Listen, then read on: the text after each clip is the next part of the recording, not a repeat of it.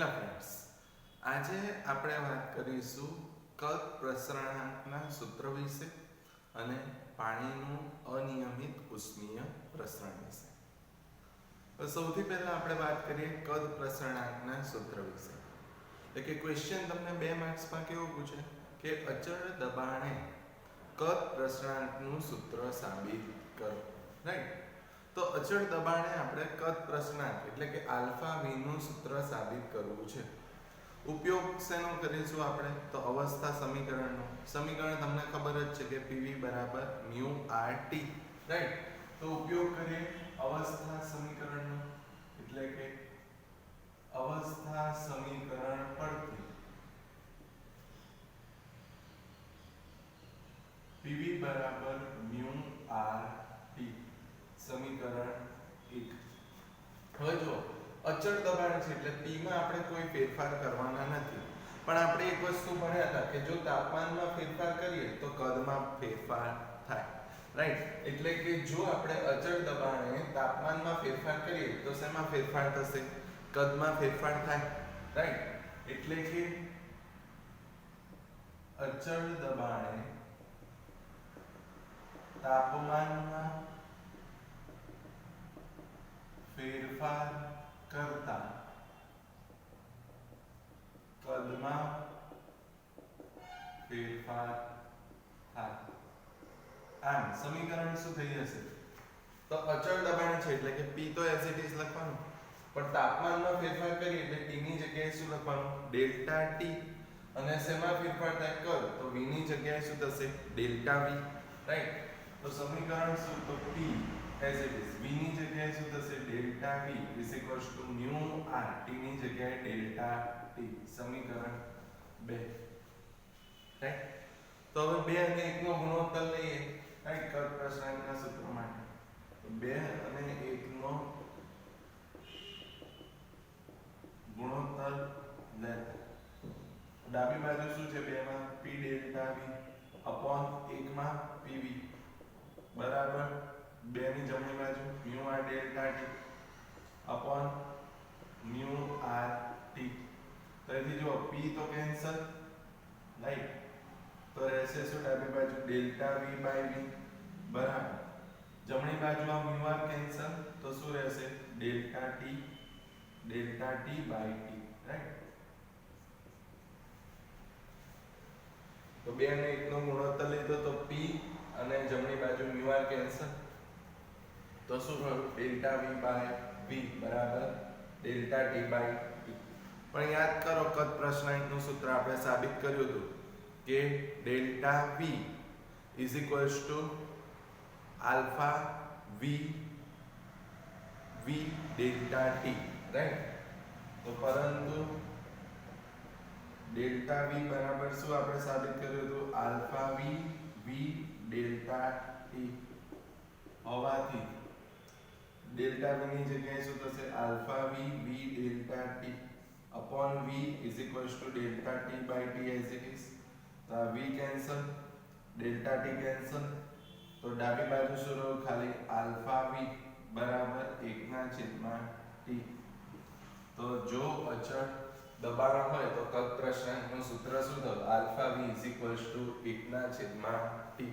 Right? તો 2 અથવા તો 3 માર્ક્સનો ક્વેશ્ચન કે અચળ દબાણે કદ પ્રસરણાંકનું સૂત્ર સાબિત કરો. રાઈટ? તો ફ્રેન્ડ્સ આપણે શેનો ઉપયોગ કર્યો? તો આપણે ઉપયોગ કર્યો અવસ્થા સમીકરણ PV બરાબર mu RT.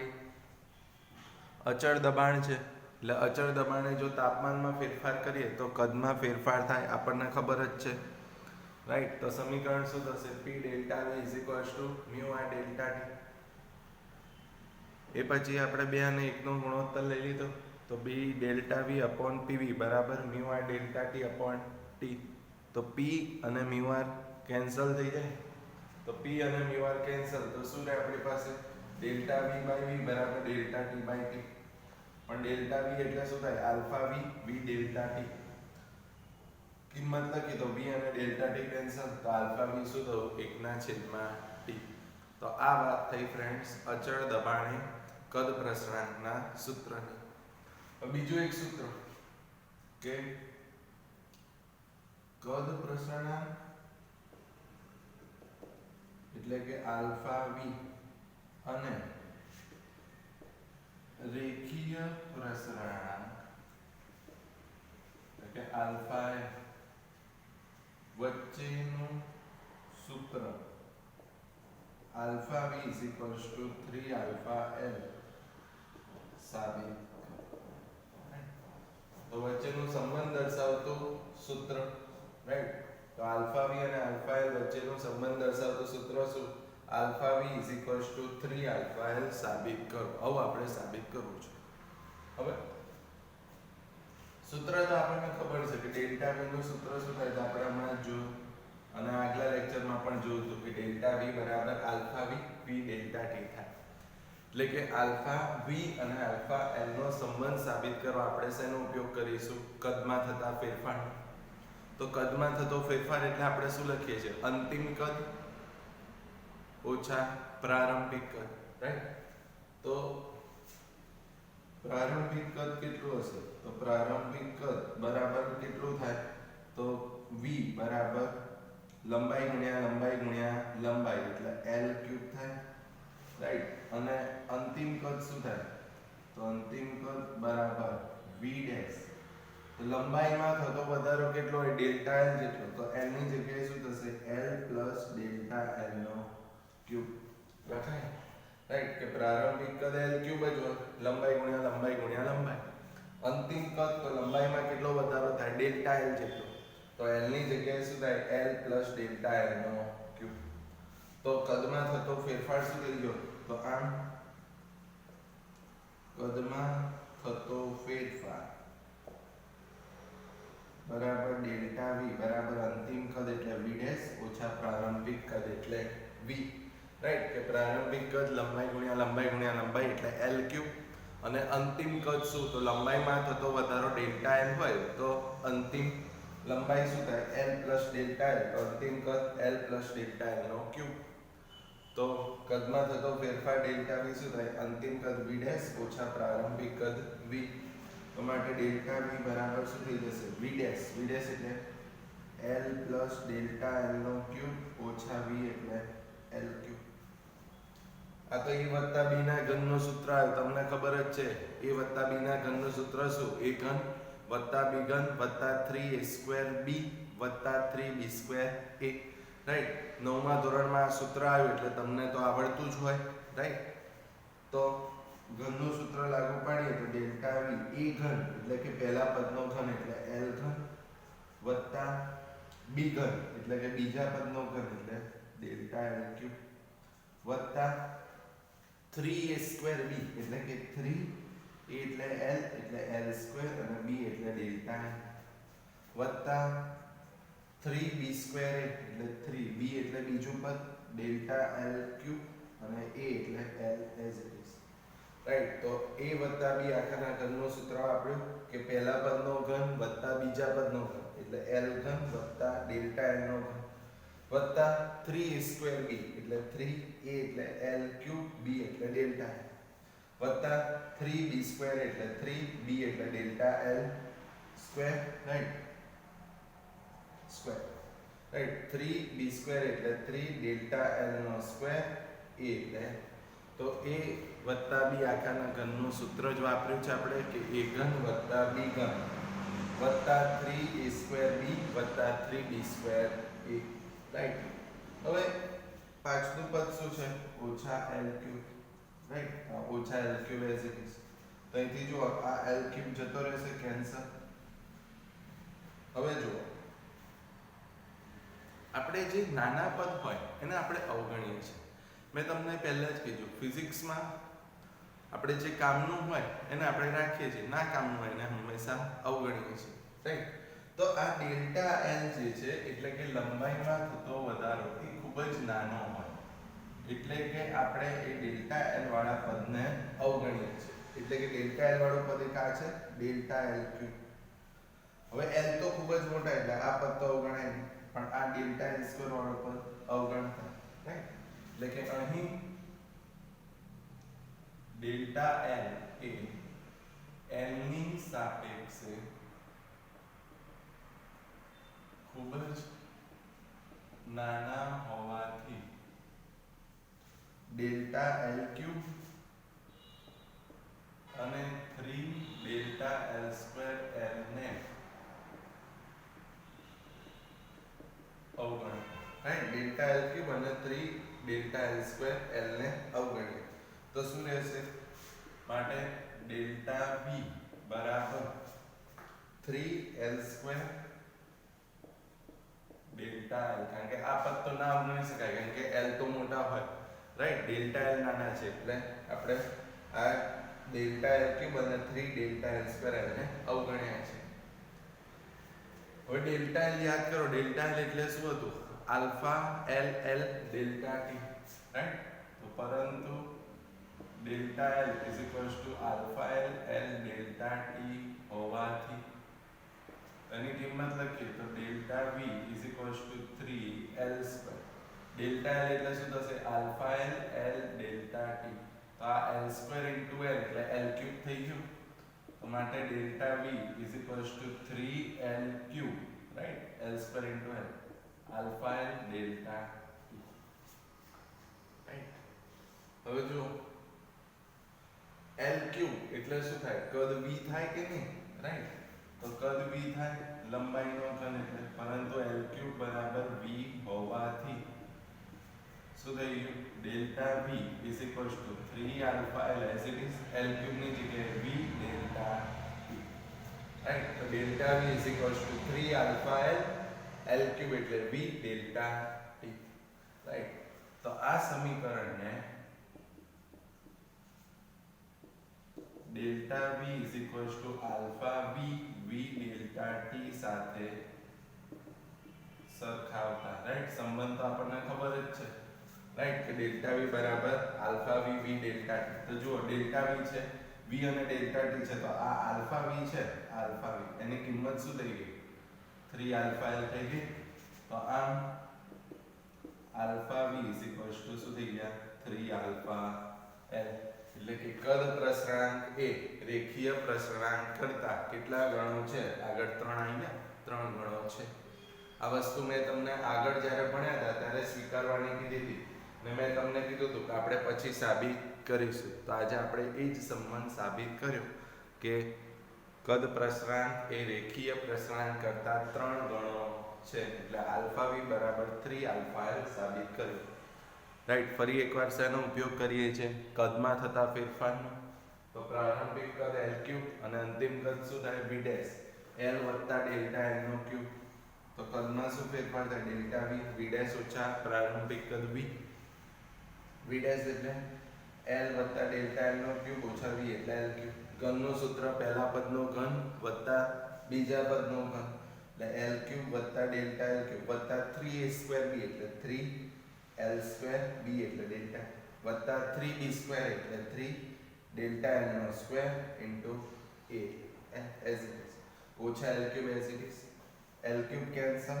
હવે ડેલ્ટા એલ ખૂબ જ નાનું હોય એલ ની સાપેક્ષ એટલે ડેલ્ટા એલ વાળું પદ જે છે ડેલ્ટા એલ ક્યુબ અને 3 ડેલ્ટા એલ સ્ક્વેર એલ ને આપણે અવગણીએ છીએ, લખતા નથી. કેમ? ખૂબ જ નાના છે. તો ડેલ્ટા વી શું થાય? 3 એલ સ્ક્વેર ડેલ્ટા એલ. પણ ડેલ્ટા એલ એટલે alpha L L delta T. તો ડેલ્ટા એલ ની જગ્યાએ લખ્યું alpha L L delta T. તો એલ સ્ક્વેર ઇન્ટુ એલ એટલે એલ ક્યુબ લખાય. તો શું થશે? 3 L cube alpha L delta T. પણ એલ ક્યુબ લંબાઈનો ઘન એટલે કદ વી થાય.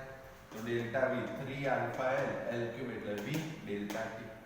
તો આ સમીકરણને આપણે ડેલ્ટા વી બરાબર 3 alpha L V delta T ને શેના સાથે સરખાઈએ છીએ? ડેલ્ટા વી બરાબર alpha V V delta T સાથે. તો જો ડેલ્ટા વી છે, વી ડેલ્ટા ટી છે, એનો અર્થ આલ્ફા વી ની કિંમત શું થઈ? 3 આલ્ફા એલ.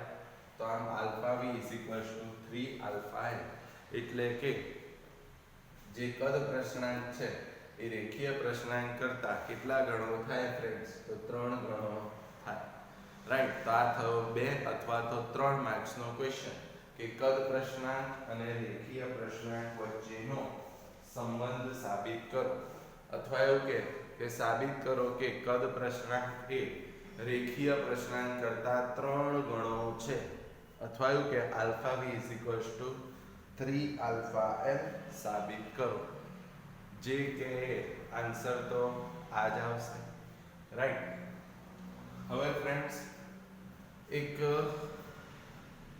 બહુ જ સહેલા દાખલાની વાત કરીએ, રાઈટ। એ છે સ્વાધ્યાયનો દાખલા નંબર 1। જુઓ, રાઈટ, સ્વાધ્યાયનો દાખલા નંબર 1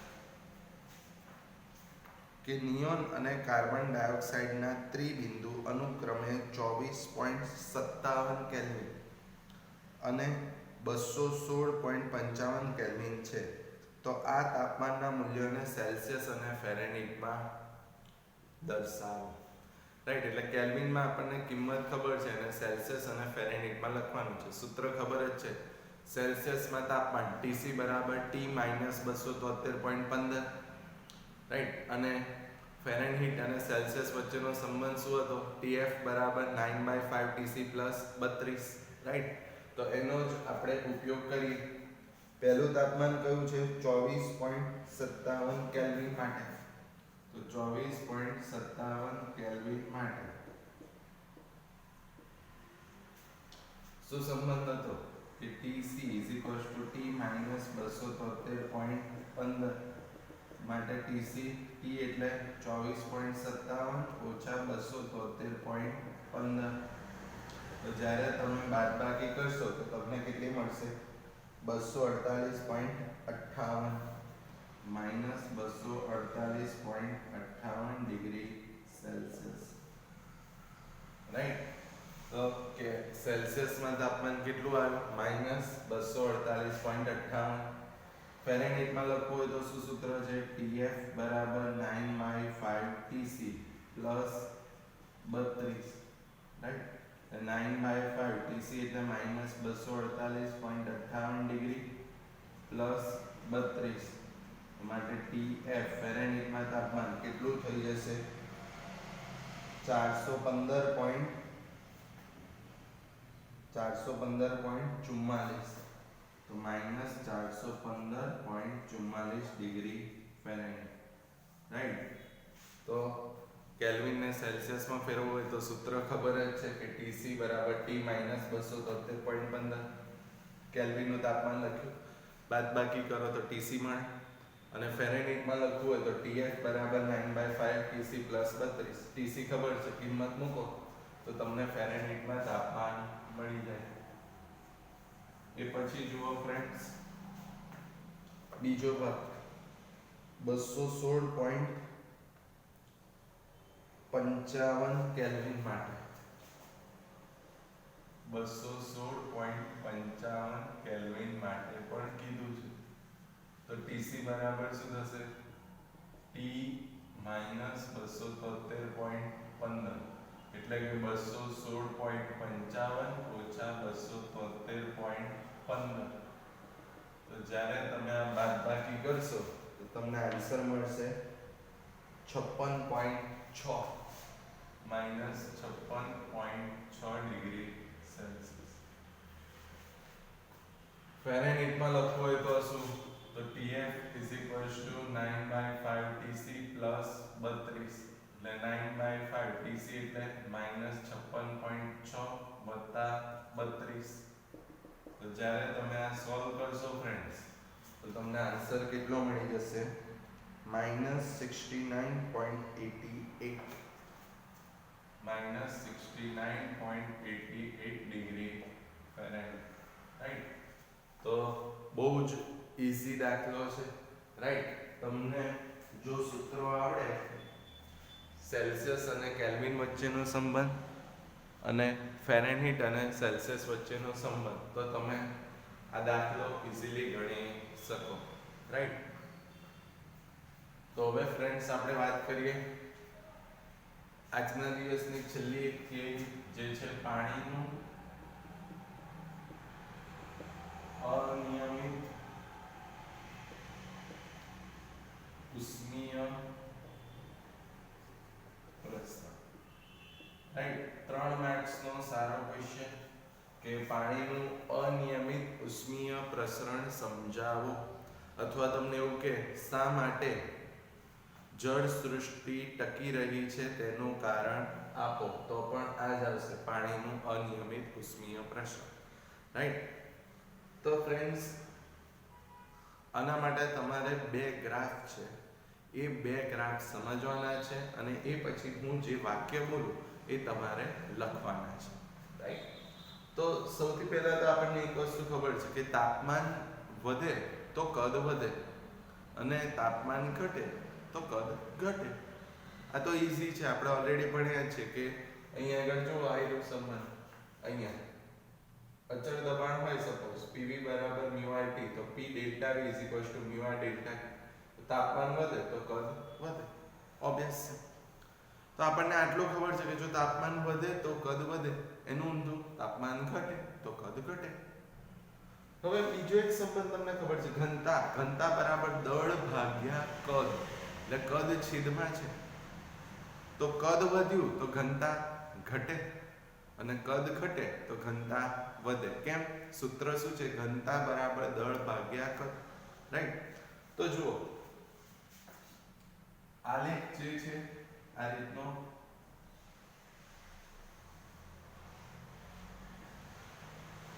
તાપમાન x અક્ષ પર અને કદ છે y અક્ષ પર, રાઈટ? તો તાપમાન આપણે રાખીએ છીએ x અક્ષ પર અને કદ y અક્ષ પર છે, એટલે VT નો આલેખ.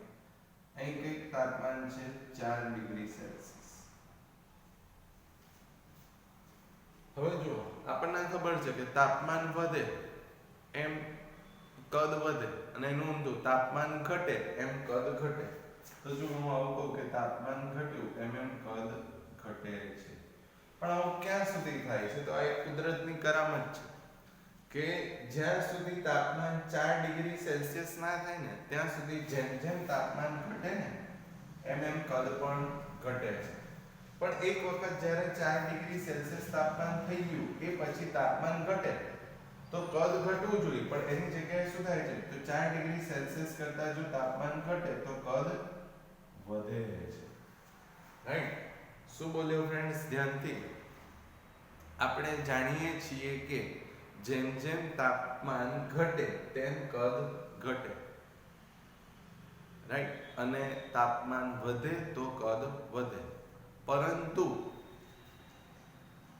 આલેખ પરથી કહી શકાય કે જ્યારે તાપમાન 4 ડિગ્રી સેલ્સિયસ સુધી ઘટતું હોય ત્યારે કદ પણ ઘટે છે, પરંતુ જ્યારે 4 ડિગ્રી સેલ્સિયસ થી તાપમાન ઘટે એટલે 4 ડિગ્રી સેલ્સિયસ કરતા પણ ઘટતું જાય તેમ તેમ કદ ઘટવું જોઈએ એની જગ્યાએ કદ શું થાય છે? વધે છે, રાઈટ? એટલે જ લખ્યું પાણીનું અનિયમિત ઉષ્મીય પ્રસરણ. ઘટવું જોઈએ પણ ઘટવાની જગ્યાએ શું છે? વધી ગયું, એટલે જ આપણે શું કહીશું? એને અનિયમિત, રાઈટ? ફરી એકવાર વાક્ય બોલું છું, ધ્યાનથી ફ્રેન્ડ સાંભળજો કે આપણે જાણીએ છીએ કે જેમ જેમ તાપમાન વધે તેમ તેમ કદ વધે અને જેમ જેમ તાપમાન ઘટે તેમ કદ ઘટે. આલેખમાં દર્શાવ્યા પ્રમાણે જ્યારે તાપમાન 4 ડિગ્રી સેલ્સિયસ સુધી ઘટે ત્યારે કદ ઘટે છે, પરંતુ જ્યારે તાપમાન 4 ડિગ્રી સેલ્સિયસ થી પણ વધારે ઘટવાનું શરૂ થાય ત્યારે કદ ઘટવાની જગ્યાએ વધે છે, રાઈટ? હવે વાત કરીએ આપણે ઘનતાની. અહીંયા તાપમાન અને અહીંયા ઘનતા એટલે કે ρ. 4 ડિગ્રી સેલ્સિયસ તાપમાન, અહીંયા 4 ડિગ્રી સેલ્સિયસ તાપમાન.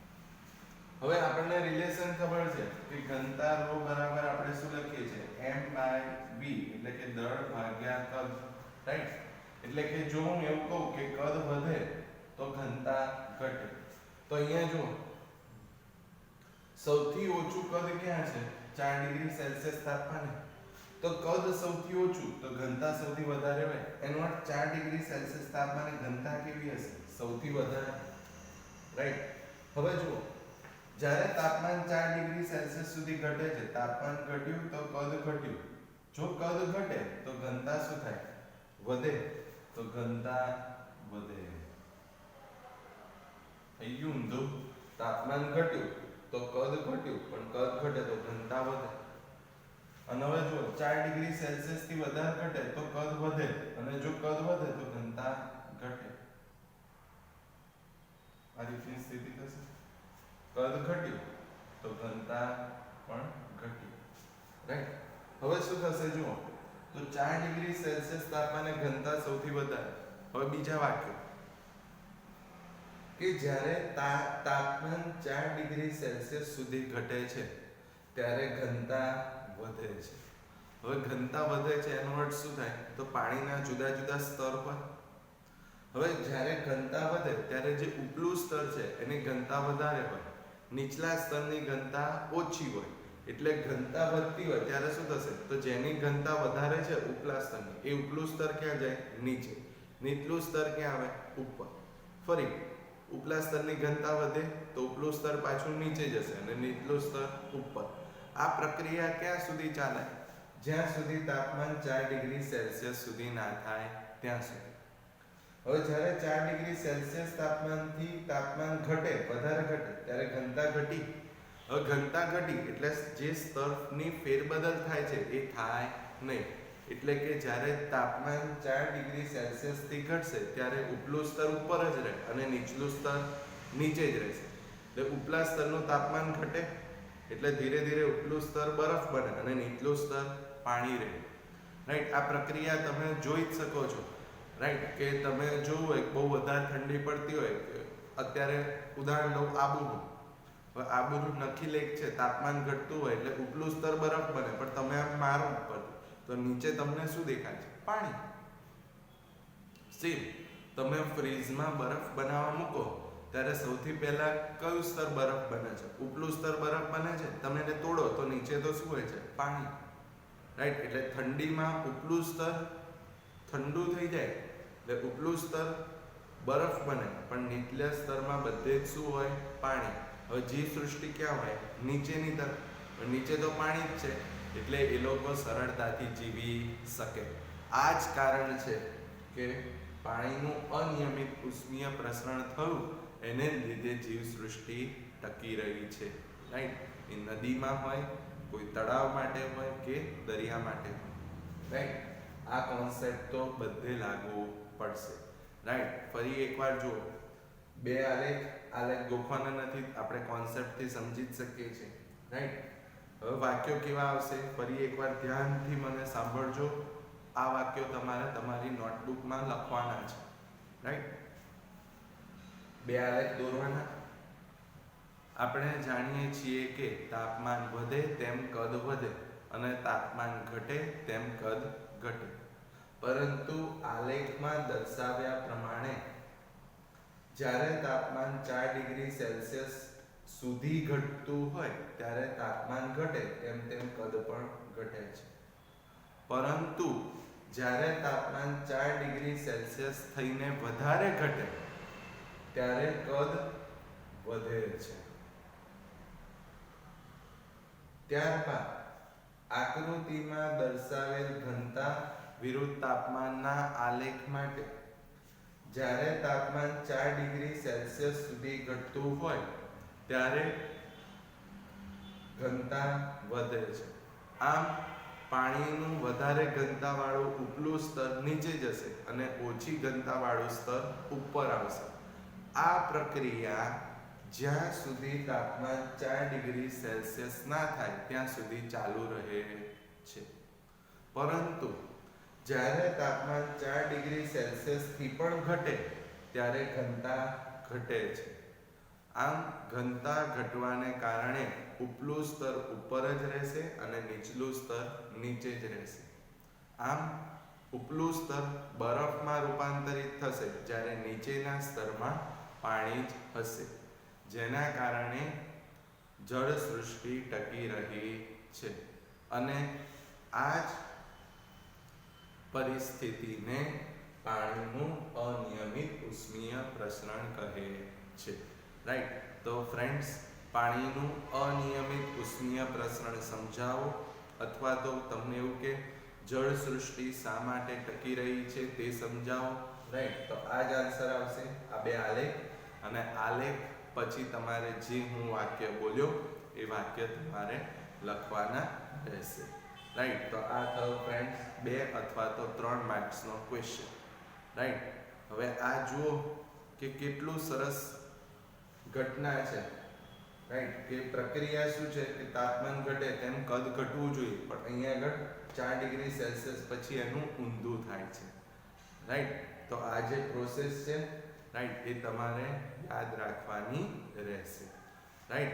અને બીજી એક વસ્તુ, જ્યારે 4 ડિગ્રી સેલ્સિયસ તાપમાને કદ સૌથી ઓછું હોય ત્યારે ઘનતા કેવી હોય? મહત્તમ. રાઈટ. તો તમને આમાંથી શોર્ટ ક્વેશ્ચન પણ પૂછી શકે. રાઈટ. એટલે તમને જો આ આલેખ ખબર હશે તો તમને થિયરી અને શોર્ટ ક્વેશ્ચન પણ આવડશે. Okay friends, thank you.